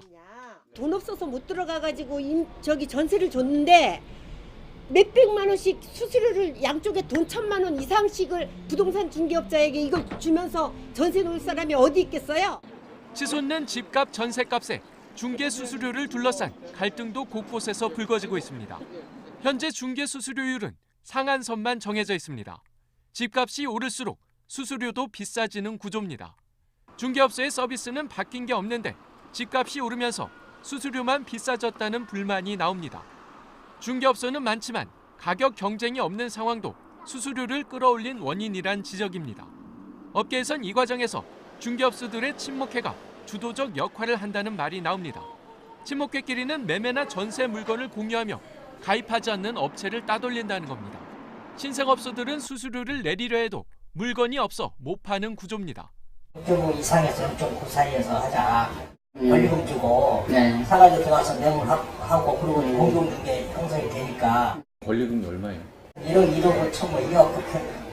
2011년부터는 중개업소가 담합을 하면 최고 6개월간 영업을 정지시킬 수 있도록 처벌을 강화했지만 지금까지 단속한 실적은 채 10건이 안 됩니다. JTBC 이한주입니다. 오늘의 핵심 뉴스들을 정리해드리는 아침엔 주요 뉴스입니다. 일제 강제동원 피해자들이 니시마스 건설을 비롯한 일본의 유명 건설회사 2곳을 상대로 손해배상 청구 소송을 제기한 것으로 확인됐습니다. 니시마스 건설은 지난 2009년과 2010년 중국 강제동원 피해자들에게 이미 47억 원가량의 하해금을 지급하고 공개적으로 사과까지 했던 기업입니다. 올해 들어 지금까지 추가로 소송이 제기돼 배상 책임을 지게 될 가능성이 커진 일본 기업은 10곳이 넘습니다. 일본 방송 NHK가 한일 두 나라를 오가는 항공편이 당초 계획보다 3분의 1 넘게 줄었다면서 특히 한일 간 항공기 운행이 전면 중단된 지방 도시들을 포함해서 지역 경제의 쇼크가 크다고 보도했습니다. 고위공직자범죄수사처 설치 법안과 함께 처리될 예정인 선거제 개편안의 경우 의원 정수 확대가 새로운 쟁점으로 떠오른 가운데 더불어민주당이 공식적으로는 의원 정수 확대에 반대하고 있습니다. 그런데 당 내부에서는 야당들이 공수처법에 찬성표를 던지게 하려면 현실적으로 논의를 해볼 필요가 있다는 목소리가 나오고 있습니다. 두산이 4년 만에 면세점 특허권을 반납합니다. 서울 동대문 두타 면세점의 영업이 내년 4월 말로 끝나는데 현재 입지 활용 방안을 협의하고 있는 현대백화점 그룹 측은 신규 면세 사업자 입찰에 참여할 수도 있다고 밝혔습니다. 미국 매티스 전 국방장관의 연설문 비서관이 트럼프 대통령의 동맹에 대한 계산적 접근 방식을 적나라하게 담은 책을 발간했습니다. 트럼프 대통령이 한국은 미국을 부당하게 이용하고 있고 연간 600억 달러, 70조 원에 이르는 방위비 분담이면 괜찮은 거래라고 말했다는 겁니다. 한미 방위비 분담금 협상이 현재 진행되고 있는 상황이어서 더욱 관심을 모으고 있습니다. 다음 달 에이펙 정상회의가 열리는 장소인 칠레 산티아고에서 대통령 퇴진까지 요구하는 대규모 시위가 열흘 넘게 이어지고 있습니다. 칠레 내에서는 국내 문제를 먼저 해결해야 한다는 주장과 회의 개최에 집중해야 한다는 주장이 맞서고 있습니다. 문재인 대통령의 어머니 강한옥 여사의 별세 소식에 여야가 일제히 주의를 표했습니다. 이인영 더불어민주당 원내대표는 문 대통령이 조문이나 조화를 사양한다는 뜻을 전해왔다며 의원들이 대통령의 뜻에 따라달라고 당부했습니다. 자유한국당과 바른미래당을 비롯한 보수 야당들은 무리한 대여 공세를 자제한다는 입장입니다. 한 은행의 모바일 앱으로 모든 은행의 계좌를 관리할 수 있는 오픈 뱅킹 서비스가 오늘부터 시범 운영이 됩니다. 오늘은 신한, 국민, 우리하나 기업 등 10곳이 시작을 하고 오는 12월에 한국카카오를 포함해 핀테크 기업으로 확대가 된 뒤에 내년에는 저축은행 등 제2금융권에도 적용이 됩니다. 최순실 씨의 파기환송심 첫 재판이 오늘 열립니다. 항소심에서 징역 20년과 벌금 200억 원을 선고받았는데 대법원이 강요 혐의 일부를 무죄로 봐야 한다며 사건을 서울고등법원으로 돌려보냈습니다. 최 씨는 오늘 재판에 출석해 입장을 밝힐 것으로 보입니다. 지금까지 아침엔 주요 뉴스 정리해드렸습니다. 어제 전해드린 좁은 구멍에 빠져 구조를 기다리던 2살 배기 인도아이, 결국 숨졌다는 안타까운 소식이 전해졌습니다. 아이를 구하기 위해 최선을 다했지만 불행히도 아이는 구조를 기다리다 끝내 숨을 거두고 말았습니다. 구조당국에 따르면 구조 닷새째 날 구멍에서 악취가 나기 시작했고 의료진을 투입해 확인한 결과 이미 시신의 부패가 진행되고 있었다고 하는데요. 아이는 현지 시간 25일 집 근처에 있는 좁은 구멍에 빠졌다가 나흘이 지나도록 구조에 난항을 겪어 결국 숨을 거뒀습니다. 구조당국은 아이의 시신을 구멍에서 꺼낸 뒤 부검을 위해 병원으로 옮겼습니다. 현지 시간 29일 카메룬 서부 지역에선 산사태가 났습니다. 전날 퍼부은 폭우 때문인데요. 늦은 밤에 산사태가 마을을 덮치는 바람에 집 안에 있던 사람들이 변을 당했습니다. 지금까지 37명이 숨지고 수십 채의 집이 파묻혔는데요. 당국이 실종자를 찾기 위해 수색에 총력을 다하고 있습니다. 천장에 매달린 등이 거칠게 요동칩니다. 놀란 사람들이 급히 대피하는데요. 현지 시간 29일 오전 필리핀 남부 지역에서 규모 6.6의 지진이 났습니다. 교실 밖으로 대피하던 10대 소년이 떨어지는 잔해에 머리를 부딪혀 숨지는 등 적어도 2명이 숨지고 수십 명이 다쳤는데요. 필리핀 당국이 정확한 피해 상황을 파악하고 있습니다. 네팔 출신의 한 산악인이 세계에서 가장 높은 14개 산봉우리를 7개월 만에 모두 오르는 경이로운 기록을 세웠습니다. 주인공은 영국군에 속한 구르카 용병 출신의 30대 네팔 남성입니다. 현지 시간 29일자로 8,000m급 14개 봉을 단 7개월 만에 올라 세계 신기록을 세웠는데요. 이는 1987년 폴란드 출신의 산악인이 기록한 7년 11개월에서 무려 7년이나 앞당긴 초인적인 기록입니다. 놀라운 점은 이뿐만이 아닌데요. 에베레스트를 포함해 8,000m가 넘는 봉우리 2곳을 하루에 오르기도 하고 등반 도중 4명의 목숨을 구하기도 했습니다. 남성은 모두가 불가능하다고 비웃었던 일을 해냈다며 이제 또 다른 누군가가 자신의 기록을 깨주길 바란다고 말했습니다. 호주에서 영국인 관광객이 상어에게 물려 발을 잃었습니다. 북동부의 유명 휴양지인 에얼리 비치에서 난 사고인데요. 두 영국인 관광객은 스노클링을 하다가 상어의 공격을 받았습니다. 한 남성은 오른발을 물어뜯겨 결국 발을 잃었고 또 다른 남성은 왼쪽 다리를 심하게 물렸습니다. 호주에선 안전하다고 알려진 해안가에서도 종종 상어가 출몰해 관광객들의 각별한 주의가 요구됩니다.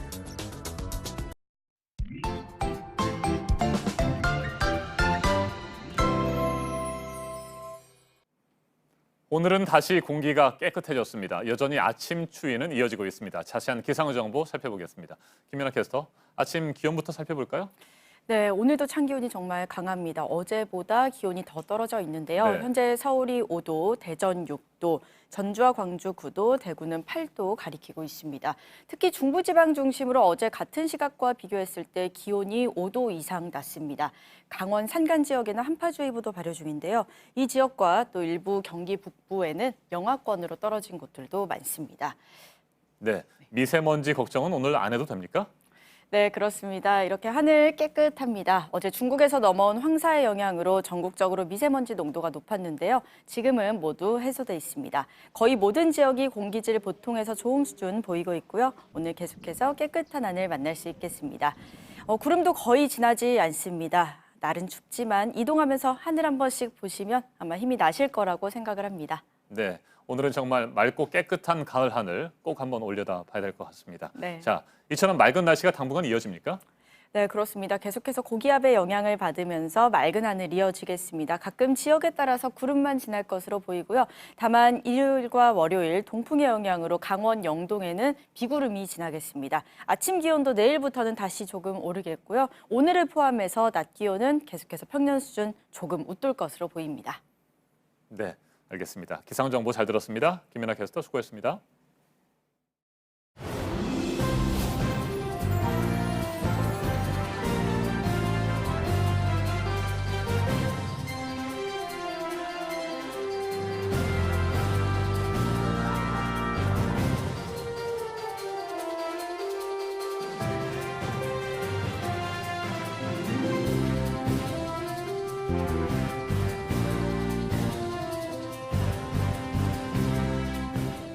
네, 수요일 아침 8시 4분 지나고 있습니다. 우리나라가 처음으로 제안을 한 유엔 공식 기념일이 있습니다. 세계 푸른 하늘의 날인데요. 지금 협의가 진행되고 있는데 지정이 될 것으로 보입니다. 보도국 다시 한번 연결하겠습니다. 이재승 기자, 되면 다음 달 15일이 이 기념일입니다. 적용이 되는 건 내년부터라고요? 네. 유엔은 매년 11월 15일을 푸른 하늘의 날로 제정하기 위한 비공식 협의를 진행 중입니다. 전 세계적으로 기후변화 대응의 인식을 높이자는 취지인데요. 우리나라가 이런 내용을 담은 문안을 제출했고 모든 회원국은 1차 비공식 회의에서 찬성 입장을 밝힌 것으로 알려졌습니다. 유엔 공식 기념일은 약 160여 개가 있는데 우리나라가 제안국으로 나선 것은 이번이 처음입니다. 네, 이어서 안락사를 금지해야 한다며 기독교, 이슬람, 유대교 단체가 교황에게 공동으로 청원을 했다는 소식입니다. 네, 최근 이탈리아 헌법재판소가 안락사를 법적으로 허용하는 길을 터주는 결정을 내려 논란이 일자 안락사를 금지해달라는 공동 청원서가 현지 시간 28일에 바티칸 교황청에 전달됐습니다. 이 문서에는 미국 유대인위원회와 동방정교회 대표자, 또 인도네시아의 이슬람 단체 무함마디아 등이 참여했습니다. 네, 그리고 터키와 쿠르드족 간의 충돌 사태와 관련해서는 일단 러시아에서는 쿠르드족 철수가 완료가 됐다고는 했는데 터키는 또 끝까지 검증을 해보겠다는 입장이네요. 네. 세르게이 쇼이구 러시아 국방장관은 이 쿠르드족 무장 병력이 시리아 터키 국경 부근의 안전지대에서 예정보다 빨리 철수했다고 밝혔습니다. 이는 지난 22일에 에르도안 터키 대통령과 블라디미르 푸틴 러시아 대통령의 합의에 따른 것인데요. 당시 터키는 쿠르드 민병대가 터키가 설정한 안전지대 밖으로 철수하는 조건으로 군사작전을 중단했습니다. 철군 시한은 현지 시각으로 29일 오후 6시까지입니다. 에르도안 터키 대통령은 앞으로도 계속 러시아와 시리아 국경지대 북부 지역의 문제에 관해서 협의하겠다라는 얘기를 했고요. 또 시리아에 계속 머무르려는 게 아니라 테러 조직을 제거한다는 유일한 목표 때문에 그곳에 갔다라고 주장하고 있습니다. 네, 끝으로 지구온난화 영향으로 스위스 알프스의 빙하가 지난 5년 동안 10% 이상 녹아서 사라졌다는 소식입니다. 알랭 바리스의 스위스 내무장관은 20세기 들어서 알프스의 빙하 중 약 500개가 사라졌다고 밝혔습니다. 또 나머지 4천여 개의 빙하는 2100년까지 90%가 사라질 위험에 처했다고 경고했습니다.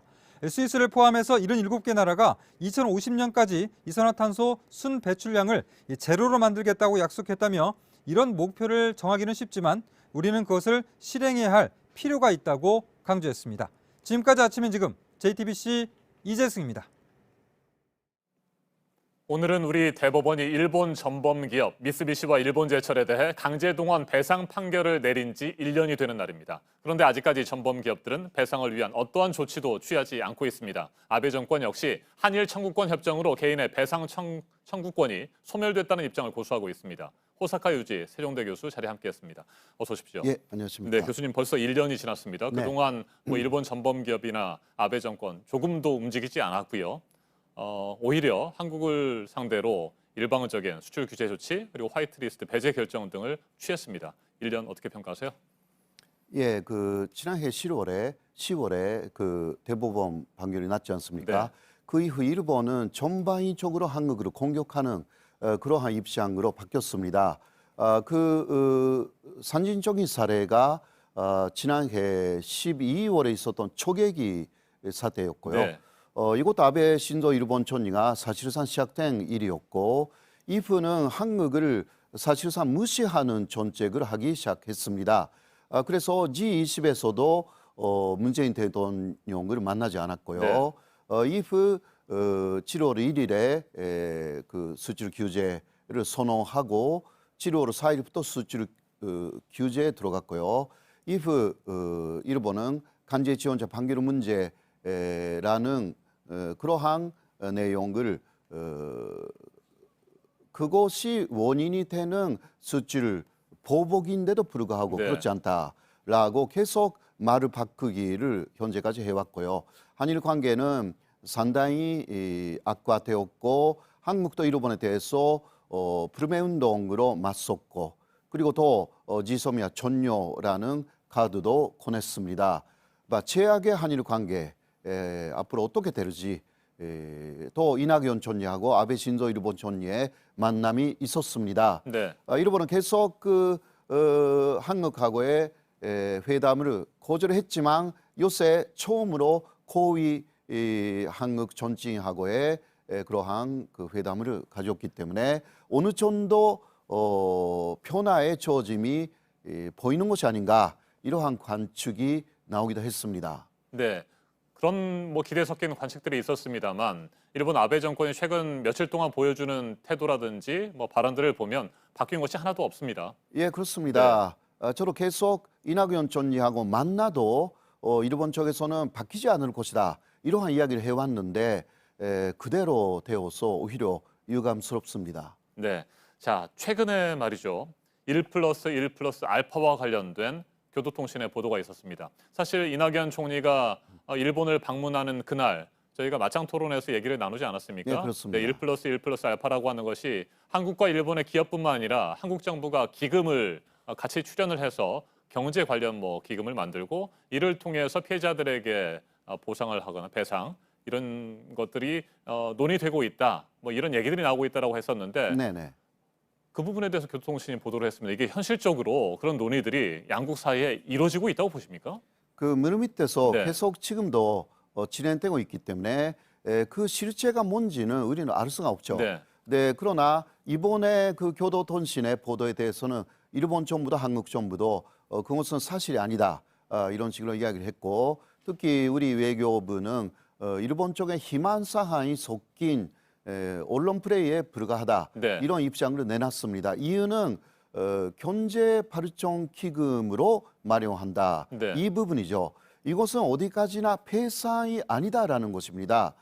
그래서 배상이 아니다라는 것은 65년도에 방식으로 다시 되풀이하는 것이기 때문에 그거는 한국의 입장에서는 전혀 의미가 없는 내용이고요.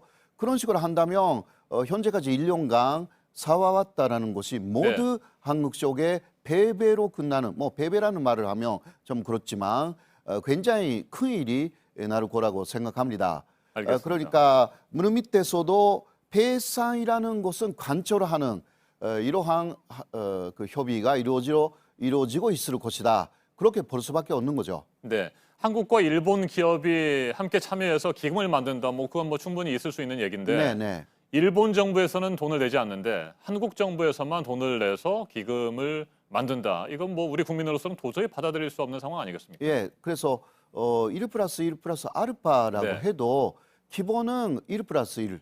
그러니까 한국 기업하고 일본 기업이 기금을 낸다라는 부분이 주된 내용이고요. 네. 알파라는 부분은 아직 알려지지 않고 있습니다. 네. 한국 정부가 거기에 가담한다. 그렇다면 일본 정부도 그런 식으로 네. 가담해야 되는 입장인데요. 일본은 끝까지 그것을 거절하고 있는 것으로 보입니다. 네.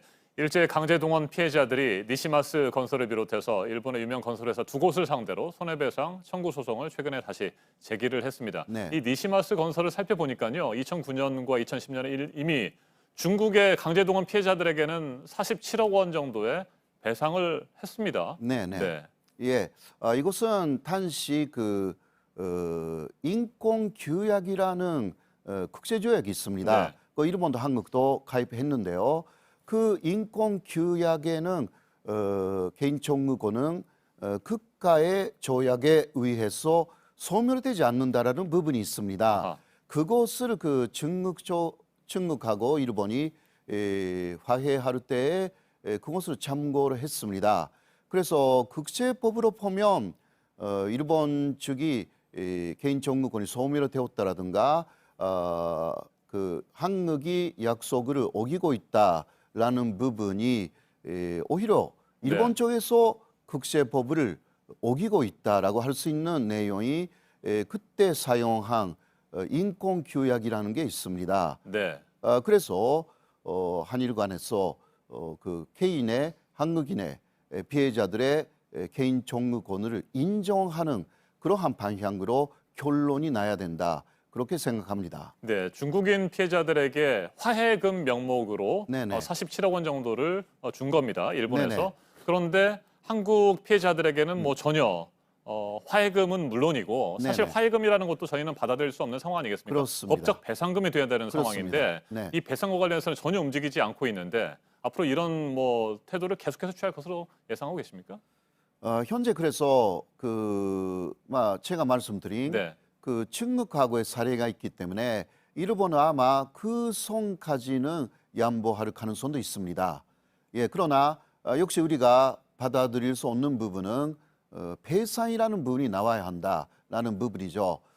그래서 거기까지 관철을 시킨다면 일본하고의 관계라는 것이 쉽게 또 풀리지는 않습니다. 그래서 앞으로도 계속 한일 관계가 악화될 우려도 있고요. 현금화가 올해 말에 다가오고 있는 부분도 있지 않습니까? 그래서 이쪽의 입장으로 관철을 시킨다면 현금화라는 것을 해야 하고요, 사실. 그리고 그 다음은 예를 들면 국제기구를 통한 해결로 전환시켜야 될 수도 있습니다. 그렇다면 일단 국제기구, 국제사법재판소라든가 네. 이런 데 오히려 우리가 제소를 하는 방향으로 가는 거죠. 일본은 오히려 상당히 당황할 것입니다. 왜냐하면 국제 사법재판소라든가 국제기구에서 일본이 계속 배배하는 요새 상황이 좀 있습니다. 네. WTO도 그렇고요. 그래서 일본 쪽에서는 국제기구를 통한 그 해결에 대해서 그렇게 적극적이지는 않은 것입니다. 그리고 위안부 문제도 마찬가지고요. 위안부 문제에 대한 일본의 불만이 많지 않습니까? 이런 부분도 오히려 국제기구를 통한 그 해결라는 부분으로 가면 한국 측이 상당히 유리할 수도 있는 것이고 그렇게 되면 그 기간은 한일 관계 네. 회복시킬 수 있다라고 보입니다. 알겠습니다. 물론 어떤 식으로 결과가 나오는지는 그거는 몇 년 후의 이야기지만 그 사이는 한일 관계를 회복시킬 수가 있다. 그렇게 볼 수가 있는 알겠습니다. 것입니다. 위안부 문제뿐만이 아니고요. 강제 동원에 대한 일본의 명확한 책임 인정이 있어야 될 것이고 그에 따른 네네. 법적인 배상이 네네. 이루어져야 된다. 이 부분은 우리가 결코 양보할 수 없는 아주 그렇습니다. 중요한 원칙인 것 같습니다. 네. 알겠습니다. 여기까지 듣겠습니다. 지금까지 호사카 유지 세종대 교수였습니다. 말씀 잘 들었습니다. 검찰이 어제 조국 전 법무부 장관의 동생 조모 씨에 대한 두 번째 구속영장을 청구했습니다. 웅동학원 채용 비리의 관련자들을 해외로 도피시킨 혐의 등이 추가됐습니다. 조 전 장관의 부인 정경심 교수도 세 번째로 불러서 조사했습니다. 여성국 기자가 보도합니다. 검찰이 조국 전 장관의 동생 조모 씨에게 추가로 적용한 혐의는 두 가지입니다. 강제집행 면탈과 범인 도피 혐의입니다. 강제집행 면탈은 조 씨가 웅동학원의 공사대금과 관련한 강제집행을 피하기 위해 허위로 소송을 제기해 한국자산관리공사에 손해를 끼쳤다는 겁니다. 또 범인 도피는 앞서 웅동학원 채용 비리와 관련해 구속된 사람들을 해외로 도피시키며 자금도 지원했다는 내용입니다. 앞서 검찰은 조 씨에게 업무상 배임과 업무방해, 증거인멸 교사 등 혐의를 적용해 구속영장을 청구했습니다. 하지만 법원은 다툼의 여지가 있고 건강 등의 이유를 들어 기각했습니다. 다만 검찰은 최근 조 씨가 추가로 고소된 내용을 포함시키지 않았다고 밝혔습니다. 조 씨에 대한 관련 조사가 이뤄지지 않았기 때문입니다. 이와 함께 검찰은 정경심 교수를 구속된 뒤 세 번째로 불러 조사했습니다. 또 정 교수의 자산을 관리해준 증권사 직원 김모 씨에 대한 조사도 다시 진행했습니다. JTBC 여성국입니다.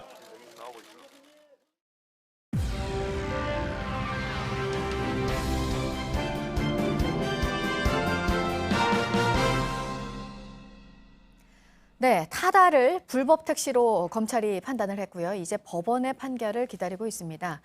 택시업계는 지금 당장 운행을 중단해야 된다는 입장이고, 하지만 이렇게 규제를 하면 새로운 산업에 나서려는 곳이 있겠느냐는 목소리도 나옵니다. 오늘 이 문제 박지훈 변호사와 짚어보도록 하겠습니다.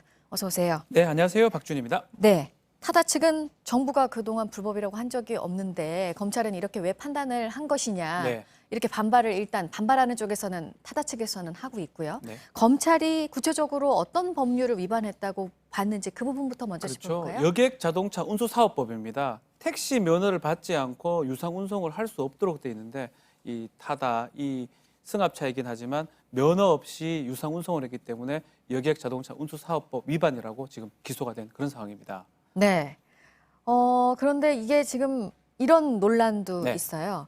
그러니까 1년 넘게 이게 합법인지 아닌지가 논란이 이어지고 있었는데 주무부처가 입장을 정하지 않고 있다가 이렇게 되면은 혼란만 이어지고 지금 그 타다에 그 운전하시는 분들도 불안해하고 이런 거를 초래한 것이 아니냐. 여기에 대해서는 어떻게 보십니까? 1년간 유권 해석을 정확하게 내리지 않았습니다. 네. 국토교통부에서. 그래서 지금 130명 정도가 이용을 하고 있고 운전자가 한 9천여 명이 됩니다. 법 규정의 어떤 그 허점 부분, 맹점 부분들을 타다가 좀 이용했다고 보면 될 것 같아요. 임대차 운송은 가능한데 가능한 차량이 승합차가 가능합니다. 11인승. 그것을 이용해가지고 지금 했던 거거든요. 근데 그것도 유상 운송이 된 거 실제로 택시처럼 운용되면 처벌될 수 있는데 검찰은 택시로 본 거고요. 그리고 타다나 뭐 국토교통부 입장으로 봤을 때는 그냥 빌려주는 승합차를 1인한테 빌려주는 임대차 형식으로 받는 거고 그 부분 때문에 지금 이게 논란이 되고 있는 걸로 보입니다. 네, 지금 뭐 찬반 논란이 치열한 지금 요즘 우리의 이슈라고 할 수 있는데 택시업계는 지금 일단 타다 쪽에서는 법원 판결이 나올 네. 때까지는 운행을 계속 하겠다는 입장이고 그렇죠. 운행이 중단된 건 아니고 택시업계는 지금부터 운행을 중단해야 된다 이런 또 입장이잖아요. 그렇죠. 실제로는 뭐 배회 영업이라 그래요. 서 있다가 이 콜이 들어오면 또 글로 그 장소로 가고 그럼 콜택시랑 똑같은 거 아니냐. 그래서 택시 업계에서는 지금 당장이라도 이 타다 영업을 중지해야 된다. 또 기소가 된 이상이기 때문에 불법이 되는 게 아니냐는 입장이고 타다 입장에서는 좀 국토교통부에도 1년간 지금 이 유권 해석을 안 하고 있었고 기소가 됐지만 법원 판단을 받기 전까지는 불법이 확정된 게 아니기 때문에 확정되기 전까지는 계속 영업을 하겠다 이런 입장입니다. 네. 이런 차량 공유 서비스가 우리나라에 들어오기가 참 힘듭니다. 네. 우버는 6년 전에 그렇죠. 우리나라에 들어왔다가 또 나간 적이 있었잖아요. 네. 그때는 어떤 법이 문제가 또 됐습니까? 우버는 승합차가 아닙니다. 네. 이 승용차는 아예 안 됩니다. 네. 이 여객 자동차 운수사업법에 11인승 이상의 승합차가 예외 규정이 있는데 그것을 보고 타다가 영업을 시작한 것 같아요. 그 조항에 예외 조항을 보고 했고 우버 자체는 아예 예외 조항 자체가 걸리지 않기 때문에 처음부터 법 위반의 가능성이 크고 결국은 들어왔다가 이제 철수하게 된 배경이 된 것입니다. 네. 이제 또 법정에서 이 문제를 싸우게 될 텐데 네. 이렇게 우버도 그렇고 이번에 타다 문제도 그렇고 이런 의견이 또 있잖아요. 새 시대를 좀 따라가 줘야 된다, 법률도. 여기에 대해서 변호사는 어떻게 생각하세요? 스마트폰을 기반으로 해서 공유 서비스입니다. 차량 공유, 뭐 이동 서비스 이렇게 볼 수가 있는데 이거는 정말 미래 산업이거든요. 근데 예전 이 여객 자동차 운수사업법은 예전에 있던 산업에 기반해서 만들어진 법들인데 이 현행에 맞게 법이 좀 바뀌어야 되는데 아직까지 법이 안 바뀌고 안 바뀐 법에 따라서 지금 기소가 된 상황이거든요. 그렇다고 뭐 타다가 잘했다는 게 아니고 법은 계속 현재 있는 법이 유지가 있기 때문에 되는 거고. 그래서 사실은 궁극적으로는 법이 바뀌어야 됩니다. 법이 바뀌어야 되고 또 택시업계도 반발하기 마찬가지죠. 상생할 수 있는 방안을 좀 마련해야 되는데 해외 사례들을 좀 참조해서 좀 상생할 수 있는 방안까지 좀 마련되는 게 필요하지 않을까 생각이 듭니다. 네, 어떻게 법이 그러면 어느 쪽으로 달라져야? 일단 법은 바뀌어서 공유 네. 서비스가 가능을 하게 하되 다만 어떤 일정 기금, 뭐 호주 같은 경우는 일정 기금을 내도록 돼 있어요. 기금을 내 가지고 택시 업계를 좀 살리는 방안. 핀란드도 마찬가지고요. 그런 어떤 상생 방안을 조금 정부나 이렇게 대타협적으로 좀 만드는 게 필요하지 않을까. 뭐 무조건 법에 지금 안 되기 때문에 위반되고 처벌하겠다. 이거는 조금 좀 잘못된 게 아닌가 생각이 듭니다. 네.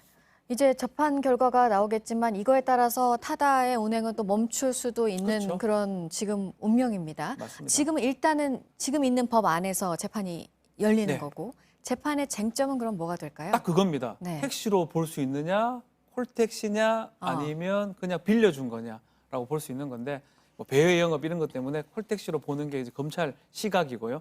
결국 법원의 판단을 이제 받아야 되는 상황인데 네. 법원 판단도 저는 대법원까지 갈 거로 생각이 됩니다. 대법원 간다면 뭐 2년, 1년 이상은 소요가 될 것이고 그 상황까지는 하다 계속 영업이 되지 않을까. 또 그 와중에 법이 또 개정될 여지도 좀 있지 않을까 생각이 됩니다. 그러니까 재판이 대법원까지 가면 일단 길어질 것이기 상당히 때문에 길어지죠. 그 결과를 예상하기보다 네. 그 전에 또 여러 가지 여러 변화도 가지 있을 어떤 수도 방안이 좀 나오지 있고요. 않을까 그렇게 생각이 됩니다. 알겠습니다. 박지훈 변호사였습니다. 잘 들었습니다. 감사합니다. 네, 임신 중절 수술을 했지만 살아있던 8개월 된 신생아를 숨지게 한 혐의로 구속이 된 산부인과 의사가 있습니다. 의사가 아기 울음소리를 들었다는 진술이 나왔는데 아기는 이후 숨졌고 의료 폐기물 업체로 넘겨졌습니다. 류정화 기자입니다. 문제의 임신 중절 수술을 한 건 지난 3월 서울의 한 산부인과에서였습니다. 당시 임산부는 임신 34주 차였는데 병원에 수차례 임신 중절을 요구했습니다. 의사는 제왕 절개 방식으로 수술했습니다. 경찰은 의사가 아기 울음소리를 들었다는 진술과 수술 전 초음파 사진을 토대로 아기가 태어난 이후 A씨에 의해 숨진 것으로 보고 있습니다. 아기는 플라스틱 상자에 담겨 의료 폐기물 업체로 넘겨졌고 사망 진단서 같은 정상 절차를 밟지 않은 것으로 조사됐습니다. 60대 의사 A씨는 업무상 촉탁 낙태 혐의뿐 아니라 살인 혐의 등으로 지난 25일 경찰에 구속됐습니다. 병원은 폐업 상태입니다. A씨는 아이의 건강 상태가 좋지 않았고 일부러 숨지게 한 건 아니라며 혐의를 부인한 것으로 전해집니다. 경찰은 임산부 B씨에 대해선 살인 의도는 없었다고 보고 낙태 혐의만 적용해 입건했습니다. 낙태로 불리는 임신 중절 수술은 현행법상 전면 금지돼 있습니다. 다만 지난 4월 헌법재판소는 임산부의 자기결정권 등을 고려해 22주를 가능 시한으로 제시한 바 있습니다. JTBC 류정화입니다. 프로축구 2부 리그 수원FC 김대희 감독이 사의를 표명했습니다. 김 감독은 수원FC가 10개 팀 중 8위에 그치는 등 성적이 부진하자 스스로 물러나겠다는 뜻을 구단에 전했습니다. 2017년 10월 수원FC의 사령탑으로 부임한 김 감독은 2년 만에 물러나게 됐습니다. 올 시즌 수원FC의 남은 경기는 코치의 감독 대행 체제로 운영됩니다.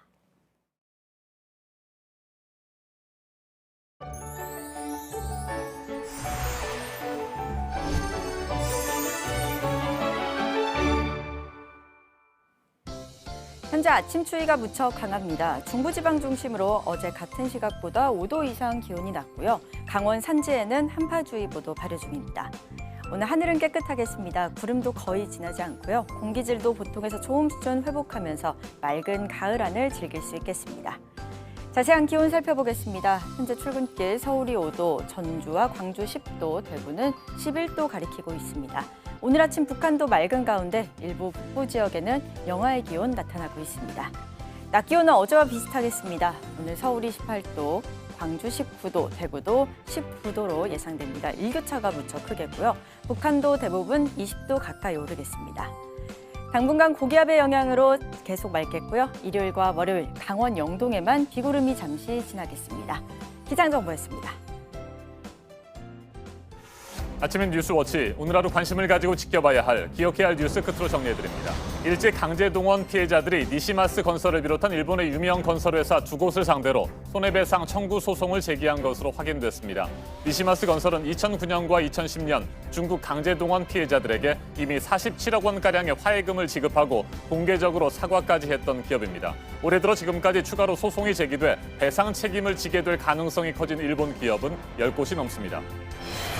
일본 여행 상품 불매 영향으로 한국과 일본을 오고 가는 항공편이 계획보다 3분의 1 넘게 줄었다고 일본 방송 NHK가 보도했습니다. 지역 경제에 타격이 크다면서 직원 절반이 휴가를 쓰고 있는 숙박업소의 사연도 전했습니다. 고위공직자범죄수사처 설치 법안과 함께 처리될 예정인 선거제 개편안의 경우 의원 정수 확대가 새로운 쟁점으로 떠오른 가운데 더불어민주당이 공식적으로는 의원 정수 확대에 반대하고 있습니다. 그런데 당 내부에서는 야당들이 공수처법에 찬성표를 던지게 하려면 현실적으로 논의를 해볼 필요가 있다는 목소리가 나오고 있습니다. 국정농단 사건 비선 실세로 지목된 최순실 씨 파기환송심 첫 재판이 오늘 있습니다. 하지만 앞서 대법원이 무죄로 본 강요 혐의 일부가 다른 혐의에 비해 비중이 작아서 형량에는 영향이 없을 거라는 관측입니다. 최 씨는 1년 2개월여 만에 오늘 법정에 나올 예정입니다. 오늘 전해드릴 소식은 여기까지입니다. 이상으로 JTBC 뉴스 아침엔 수요일 순서 모두 마치겠습니다. 건강한 하루 보내시기 바랍니다. 고맙습니다.